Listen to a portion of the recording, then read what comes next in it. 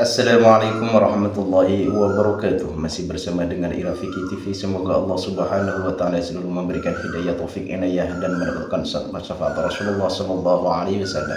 Pada dengan ceramah ini, yuk kita tonton. Latar belakang hijrah itu bukan membela agama, bukan membela kekayaan, bukan membela pangkat jabatan, tapi apa yang diselamatkan? Iman.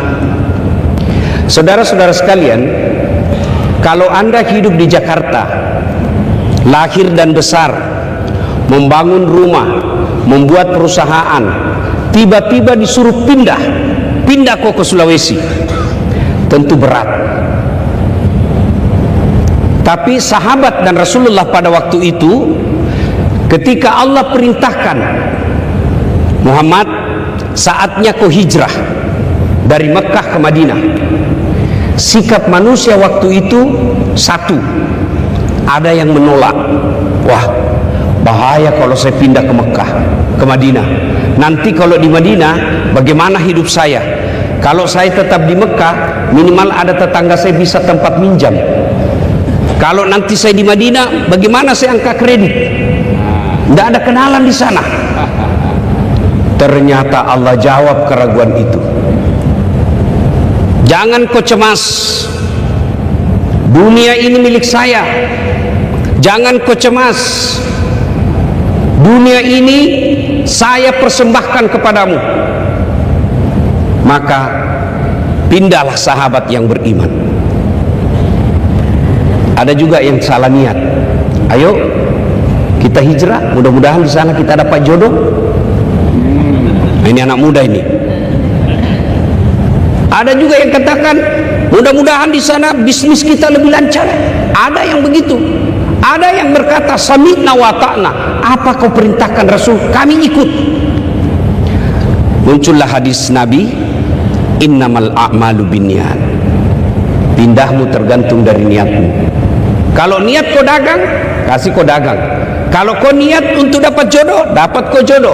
Tapi kalau kau niat lillahi ta'ala, dapat dagang, dapat jodoh, dapat juga amal.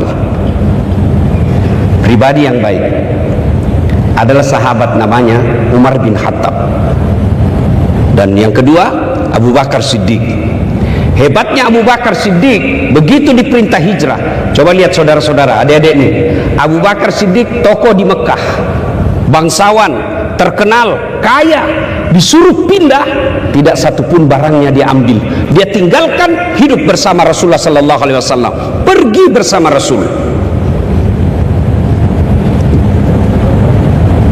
Ya Pak God, pergi bersama Rasulullah. Dia tinggalkan semua hartanya, dia tinggalkan kebangsawanannya, dia tinggalkan popularitasnya.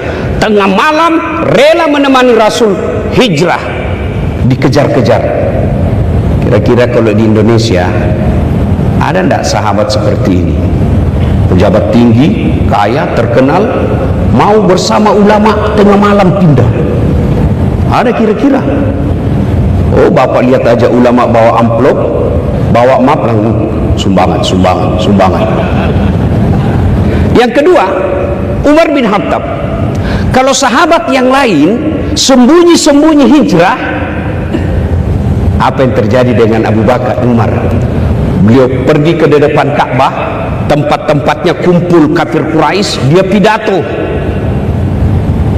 Warga Mekah, ayuhan nas, saya Umar bin Khattab hari ini mau hijrah, mau pindah ke Madinah. Siapa yang mau berpisah antara kepala dengan badannya, silakan kau halangi saya. Siapa yang mau janda istrinya, silakan kau halangi saya.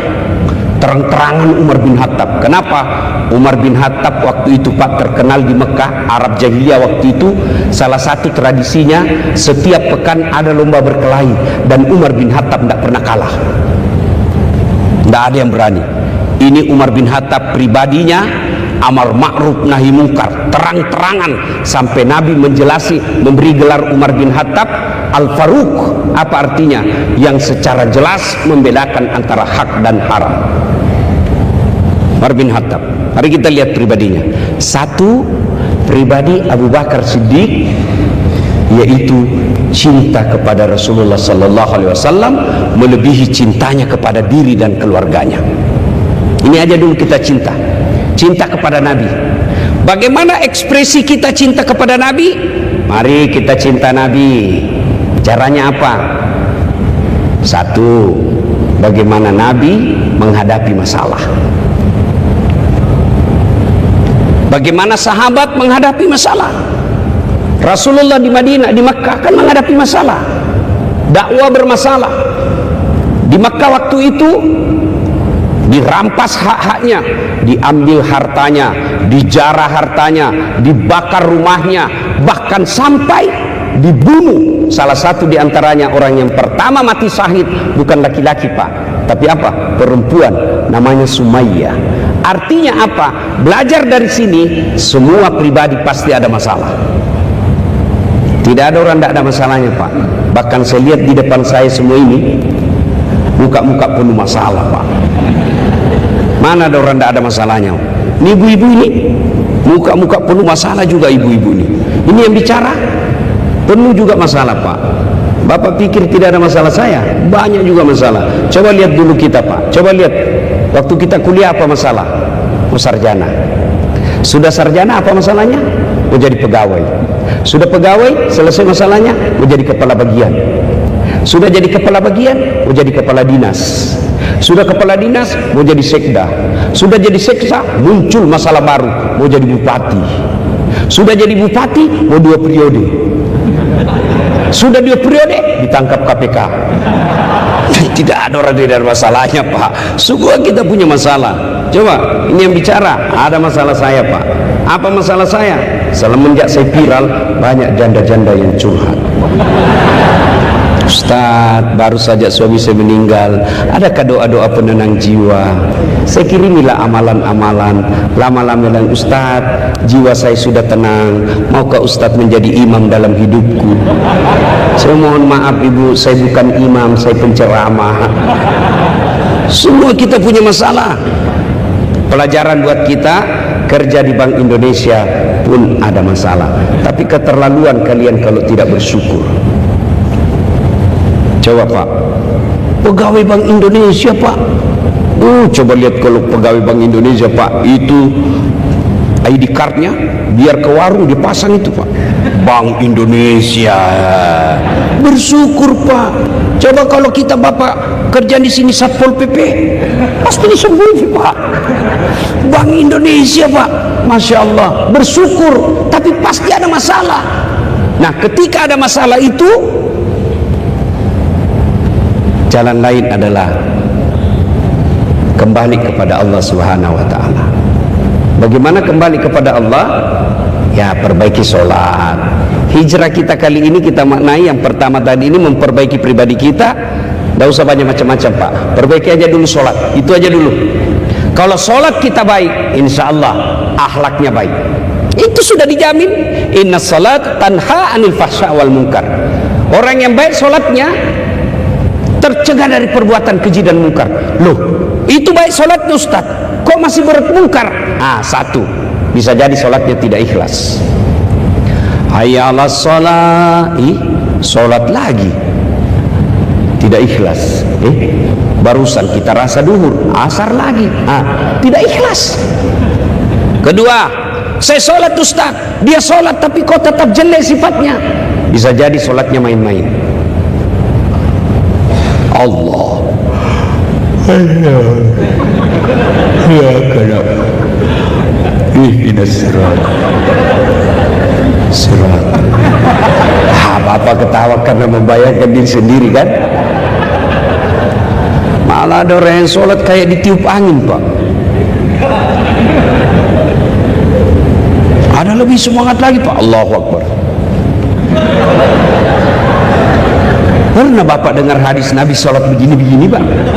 Bapak ketawa karena membayangkan diri sendiri kan? Sholat. Maka hijrah kali ini, ayo hijrah sholat kita menjadi lebih baik. Saya sholat Ustaz, betul ibu sholat, tapi kudungnya sudah 7 kali Muharram tidak pernah diganti.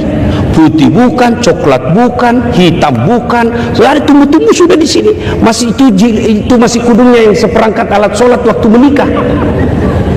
Ya, maka hijrah menjadi pribadi yang baik. Ayo perbaiki sholat kita, mulai dari cara kita wudhu. Jangan sampai wudhu kita masih sambil ngobrol. Bahkan ada yang wudhu sambil menyanyi. Cikampek, tas kenalaya. Tidak pernah diajarkan. Pribadi yang baik, ayo kita mulai. Solat kita menjadi lebih baik. Orang yang baik solatnya, insya Allah akan bagus akhlaknya. Ustaz, itu solat, tapi mencuri di kantor. Apa dia curi? Kertas 1 rim. Oh itu coba kalau dia solat, televisi dia curi. Maka Fatihah tadi. Lagi. Kemudian Abu Bakar Siddiq, apa pribadinya lagi? Kita sambung lagi dengan Pak Gubernur tadi. Derma, sedekah. Ayo mari kita mulai hijrah dari pribadi yang pelit menjadi pribadi yang dermawan. Percaya tuan-tuan, tidak ada orang suka orang pelit. Saya mau tanya ibu-ibu, senang suami yang pelit atau dermawan? Dermawan. Adik-adik remaja, senang calon suami yang pelit atau dermawan? Dermawan. Teman-teman, senang sahabat yang pelit atau dermawan? Tentu tidak ada orang suka orang pelit. Bahkan orang pelit sekalipun tidak suka sama orang pelit. Iya toh. Tidak usah ke rumahnya, pelit, padahal dia juga pelit. Maka pribadi yang baik, ayo dermawan. Dan tolong carikan saya yang Bapak kenal, ada enggak yang bangkrut karena dermawan? Cabi. Ada Bapak pernah dengar, Ustaz, itu di komplek dulu yang warna rumahnya putih, kaya dulu itu Ustaz, cuma karena dermawan dia bangkrut. Tidak ada. Berderma. Kalau tidak bisa berderma dengan harta, dermalah dengan akhlak mulia. Dermalah dengan tutur kata yang santun. Tidak bisa derma dengan harta, dermalah dengan ilmu, dermalah dengan akhlak. Kalau kita tidak bisa berderma dengan duit, tapi berusahalah berderma dengan duit. Caranya apa? Misal bapak-bapak, ibu-ibu nih, jangan sampai suaminya bersedekah, ibu tidak pernah sedekah. Di akhirat nanti nafsi-nafsi. Caranya gimana? Hari Jumat ibu, kita hijrah ya, mulai Jumat ini akan datang. Ibu bikin nasi goreng, nasi campur, bikin 10 bungkus. Tidak bisa Ustaz, 5 bungkus. Tidak bisa, 3 bungkus. Kirim ke masjid. Tulis 1 imam, 1 khatib, 1 muadzin. Tulis di situ. Lalu sambil ketika dibawa doa, ya Allah, mudah-mudahan Jumat depan saya bisa 10 bungkus. Tidak mungkin Allah tidak kabulkan. Adik-adik, ibu-ibu dulu nih, Bu, ibu, ini emas berlian yang ibu pakai, nanti kalau ibu meninggal siapa yang pakai? Anak, bukan, istri kedua. Iya Bu. Oh begitu ibu meninggal, dicabut itu cincin sama suhu. Ini cincin pernikahan kita dulu Bu, tidak mau keluar, dikasihnya sabun. Diambil lagi gelang kita, ini dulu usia pernikahan kita yang ke-15, saya belikan kau di Singapura. Diambil lagi kita punya kalung, ini waktu kita umroh sayang. Terakhir gigi palsunya ibu pun dicabut. Dia bungkuslah dalam bungkus baik-baik, dimasukin laci. Sambil menangis, terlalu cepat kau tinggalkan saya ibu. 3 bulan kemudian reuni teman SMA, ketemu temannya yang sudah janda. Oh itu cincinnya ibu diambil dari dagang senang hati, dia bungkus kembali, dia kasih pita-pita, dia kasih ini. Dek, ini istriku punya, sudah meninggal, kau pakailah ini. Daripada dipakai istri kedua, mending ibu sedekah.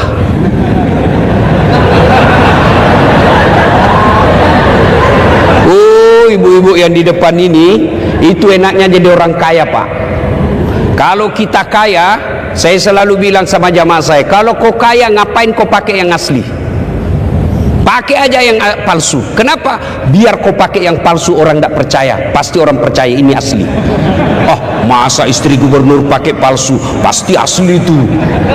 Yang asli bawa ke panti asuhan, bawa ke anak penghafal Quran. Alhamdulillah sudah mendengarkan ceramah ini. Semoga ilmu yang didapat barokah dan bermanfaat, dan kita semua selalu diberikan kesehatan, diberikan kelancaran rezeki, dimudahkan segala urusannya. Amin Allahumma amin. Sekian, terima kasih. Assalamualaikum warahmatullahi wabarakatuh.